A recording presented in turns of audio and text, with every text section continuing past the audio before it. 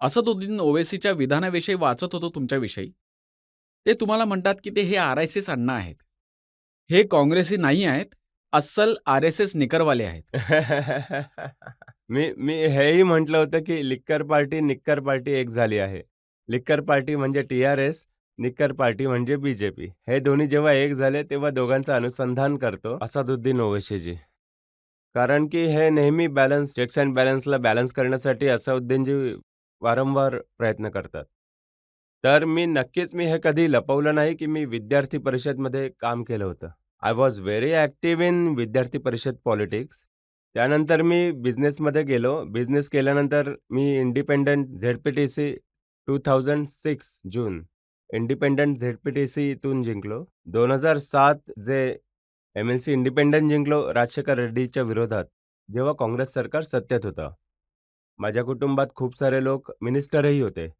सर्वांच्या विरोधात निवडणूक लढून मी एम-एल-सी बनलो. 2009 मी पहिल्यांदा एम-एल-ए झालो. 2014 जून मी दुसऱ्यांदा एम-एल-ए बनलो. 2019 जून मी एम-पी बनलो. भारताची सर्वात मोठी कॉन्स्टिट्युएन्सी आहे. अमित शहाजी, नरेंद्र मोदीजी 2 कॉन्स्टिट्युएन्सी मिळवली, तर माझ्या कॉन्स्टिट्युएन्सी एवढी मोठी नाही आहे. 35 लाख वोटर्स आहेत माझ्या मलकाजगिरी पार्लमेंटमध्ये. भारतात सर्वात मोठं जगात भारतात नाही, तर जगात सर्वात मोठी कॉन्स्टिट्युएन्सी मला मिळाली. तर प्रत्येक जागी मी काही लपवून काम नाही केलं आहे. मी सरळ-सरळ सांगतो, ज्या दिवशी काँग्रेस पार्टी जॉइन होण्यासाठी राहुलजींनी बोलावलं होतं, त्याच दिवशी राहुलजींना सांगितलं माझं बॅकग्राऊंड विद्यार्थी परिषदचं आहे. I was very active in that politics. त्यानंतर तर मी बिझनेसमध्ये गेलो. त्यानंतर नायडू पार्टीमध्ये इंडिपेंडंट जिंकल्यानंतर मी नायडू पार्टीमध्ये अपोझिशन पार्टीमध्ये गेलो. काही पॉवर पॉलिटिक्समध्ये नाही गेलो मी. तर हे असदुद्दीन ओवैसीजी मला हरवण्यासाठी काही कारण नव्हतं मिळालं त्यांना.